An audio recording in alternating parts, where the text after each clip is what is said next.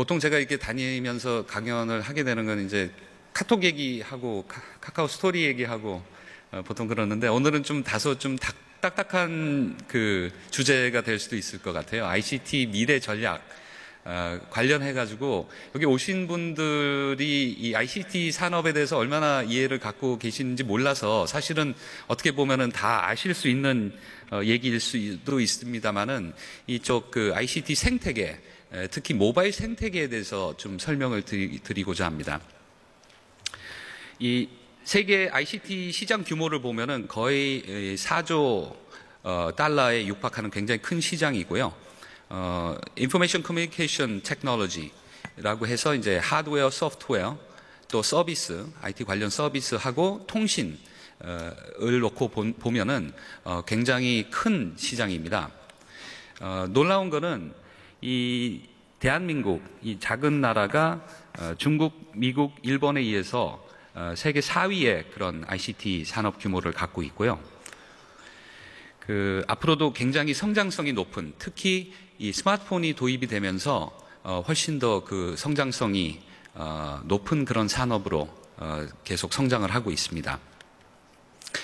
사실 이 모바일 시장은 예전부터 있었지만은 이 스마트폰이라는 디바이스가 나오면서 여러 가지 이전에 하지 못했던 서비스라든지 새로운 그런 어떤 디바이스의 출현, 이런 걸로 인해 가지고 감히 모바일 혁명이라고 할 수 있는 여러 가지 변화들을 가져왔습니다.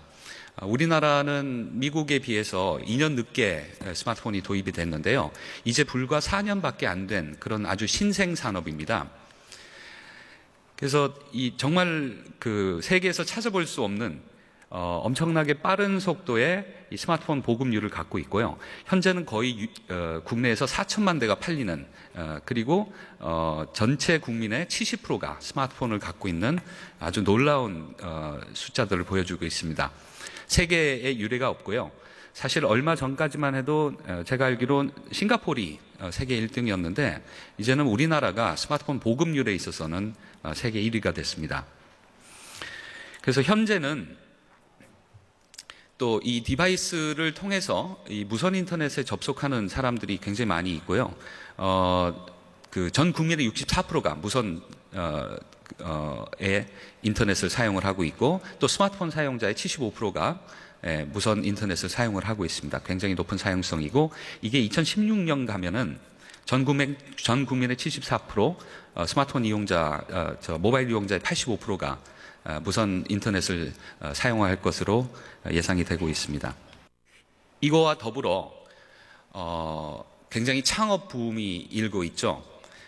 여러분들 기억하실지 모르겠지만 90년대 말에 벤처 붐이 한번 크게 불었습니다. 그것은 이 산업에 있어서 변화가 가져다 준 그런 현상이었는데요. 이전에 PC 통신이 유행을 하다가 인터넷 서비스가 가능해지는 그런 변화가 있었습니다. PC 통신은 대규모 자본이 들어가는 그런 비즈니스이기 때문에 삼성이나 LG나 이런 대기업들이 많이 했던 반면에 인터넷이 서비스가 가능해지면서 누구나 1인 창업이 가능해졌습니다. 홈페이지만 하나 개설하면은 회사를 차리고 서비스를 할 수 있는 이런 시대가 열리면서 그때 벤처붐이 불었는데, 이제 다시 한번 그런 벤처 또 1인 창업의 시대가 열렸습니다. 스마트폰이 나오면서 스마트폰에 애플리케이션을 개발을 하는 거는 혼자서도 개발을 할 수가 있거든요. 그래서 서비스를 1인 창업으로 해가지고 굉장히 소규모의 자본이나 소규모의 인력으로 창업이 가능해졌기 때문에 벤처 기업 수도 현재 많이 늘고 있습니다.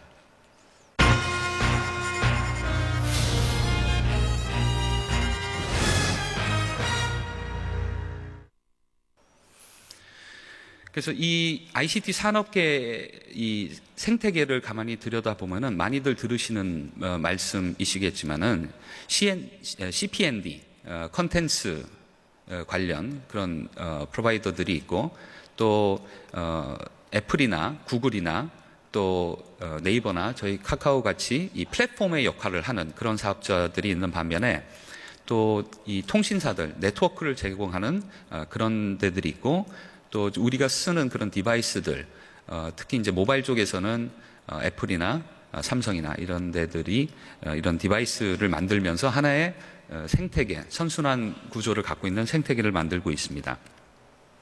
그래서 보통 이제 CPND라고 하죠. 먼저 이제 플랫폼 쪽을 들여다보면은 여러 단계의 플랫폼이 있을 수가 있습니다.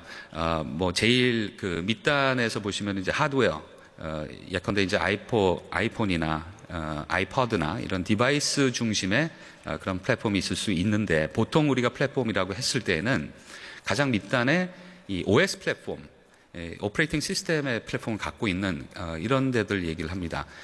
여기는 구글이라든지 구글의 안드로이드, 또 애플 이 갖고 있는 iOS 이런 것들이 되겠죠. 그 위에서 또 돌아가는 서비스 단에 또는 응용 소프트웨어 단에 여러 가지 플랫폼들이 있을 수가 있고요. 가령 이제 카카오도 하나의 플랫폼으로 본다면 카카오가 서비스이기 때문에 서비스 플랫폼으로 현재 전략을 구사를 하고 있습니다. 그래서 이제 뭐 이렇게 구글도 있고 애플도 있고 이제 이 서로 성격이 약간씩 다르지만은 하나는 이제 약간 폐쇄형의 그런 구조를 갖고 있고, 구글 같은 경우에는 공개형이고, 그 서비스단의 플랫폼도 다양한 레벨에 있어서 그 여러 종류의 그 플랫폼들이 있고요. 뭐 페이먼트 관련해서 결제단의 어떤 플랫폼이 가능할 수도 있고, 또는 로케이션 베이스 서비스를 하면서 그게 진화를 해가지고 하나의 플랫폼으로 또 진화를 할 수 있는 여러 가지 다양한 형태의 플랫폼들이 존재할 수 있습니다. 근데 왜 이런 플랫폼들이 중요할까요? 오늘 아까 CPND 말씀 다 드렸지만은 오늘 특히 이 플랫폼의 중요성에 대해서 말씀을 좀 드렸으면 좋겠습니다. 이 첫 번째는 스마트폰과 같은 모바일 기기의 경쟁력을 결정짓는 핵심 요소입니다.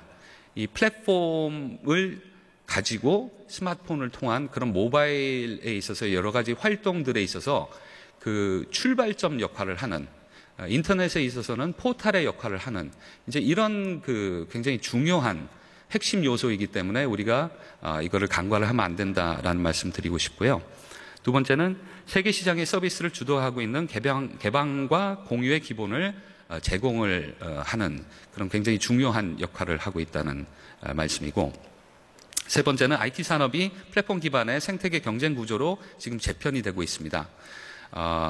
뭐 신문 보도에서 많이 보시겠지만은 이 애플과 구글 또는 애플과 삼성과의 그 치열한 경쟁이 많이 벌어지고 있죠. 그것이 곧 이 생태계의 구조 간의 충돌로 보여지고 있습니다. 근데 이 플랫폼은 우리나라 이 ICT 산업 분야 중에서 가장 취약한 부분인 것 같습니다. 특히 이제 모바일로 진화함에 따라서 이 플랫폼의 중요성은 더 커지고 있지만, 어떤 그 외국 업체들이 주도하는 그런 플랫폼들이 주를 이루고 있기 때문에 우리나라 ICT 산업에 있어서 극복해야 될 하나의 과제라고 생각을 합니다.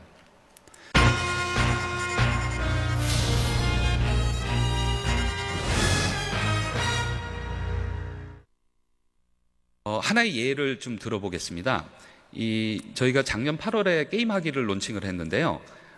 그거를 통해서 카카오톡이라는 서비스가 하나의 플랫폼이라고 본다면은, 게임을 론칭하는 그런 게임과 같은 컨텐츠를 론칭하는 하나의 플랫폼이라고 본다면은, 이 플랫폼이 갖고 있는 힘이 과연 어디까지인가, 하나 굉장히 좋은 사례가 될 수 있습니다. 작년 8월에 저희가 게임하기를 론칭을 하면서 처음에 10개 게임으로 시작을 했습니다. 기억하실지 모르겠지만은 이제 애니팡이라는 게임부터 시작을 해가지고 아무도 되리라고 생각을 안 했죠. 도저히 이 채팅하고 게임하고 도대체 무슨 관계냐, 왜 너희가 게임을 하려고 하느냐 하고 굉장히 좀 의심의 눈치를 많이 받았습니다만은, 그 애니팡 하트가 날아다니면서 만들어낸 그 어떤 새로운 시장이 열렸습니다. 저희가 게임하기 전에는 모바일 게임은 돈이 안 된다라는 선입견이 있었습니다. 모바일 게임이 한 달에 한 1,000만 원 벌면은 와, 굉장히 많이 버네라는 얘기를 들을 정도로 굉장히 작은 시장이었고요. 그 전까지만 해도 룰더 스카이라는 게임이 한 달에 한 20억 정도 벌었어요. 그래서 다들 와, 대단한 게임이다라고 했는데, 이 게임하기를 카카오에서 하면서 이 없던 시장이 새로 생겨났다고 할 정도로 굉장히 폭발적인 성장을 가져왔고요. 작년에 저희가 카카오톡을 통해 가지고 1,182억의 모바일 게임 수익이 났고, 올해 이 모바일 게임 시장 규모를 한 1조 1천억으로 본다면은 그중에 7천억을 카카오를 통해서 게임 매출이 일어나고 있습니다. 굉장히 급성장하는 그런 요소를 보여줬고요.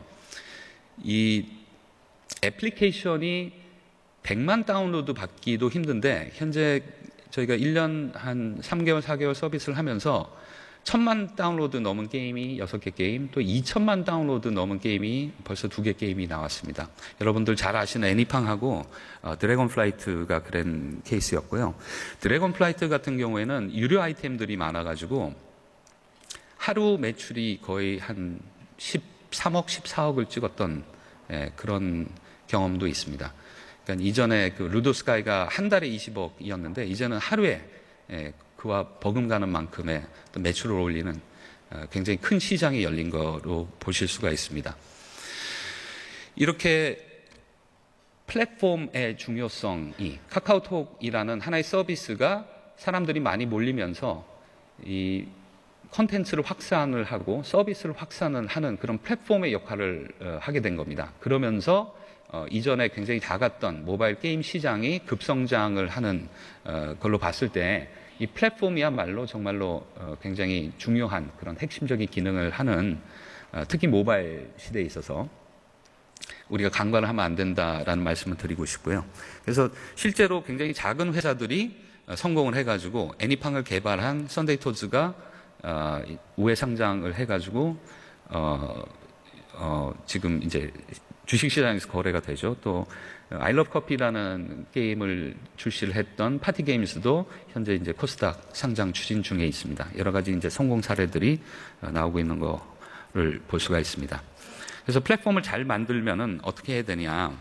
과거에는 한 디바이스에 한 컨텐츠를 공급하는 이 1대1의 그런 모델이었다면은 이제는 다양한 어떤 컨텐츠를 다양한 플랫폼을 통해서 다양한 디바이스에 구현이 될 수 있도록 이렇게 하는 추세입니다. 그래서 애플의 경우에는 자체 그 iOS를 기반으로 해가지고 하나의 생태계를 만들어서 뭐 아이폰부터 시작해가지고 아이패드, 애플 TV, 뭐 여러 가지 다양한 디바이스를 통해 가지고 컨텐츠 서비스를 하고 있죠. 구글 또한 이 좀 개방형으로 해가지고 안드로이드라는 그 좀 열린 OS를 바탕으로 여러 가지 다양한 그런 어떤 디바이스라든지 서비스들을 제공을 하고 있습니다. 그래서 이 세계적인 기업들, 특히 애플과 구글을 비교를 해보면은 이 CPND의 수직적인 그 통합을 지금 진행을 하고 있습니다. 어느 플랫폼의 사업자로만 만족하는 것이 아니고 스스로 어떤 컨텐츠를 만들어내고 또 어떤 경우에는 디바이스도 구현을 해가지고 만들어내는 이제 이런 수직 통합의 그 수순을 밟아가고 있는데, 여기서 과연 우리나라의 가장 취약한 부분이, 물론 삼성이 여러 가지 좋은 디바이스들을 만들고 있지만 장차 이 플랫폼의 어떤 그 지배적인 사업자가 되지 못하면은 위기가 오지 않을까 굉장히 걱정이 되고요. 그래서 향후 우리나라의 ICT 산업의 가장 큰 과제가 이 플랫폼을 국산 플랫폼을 어떻게 가져갈 건지, 그게 가장 큰 과제가 아닌가 생각을 합니다. 경청해 주셔서 대단히 감사합니다.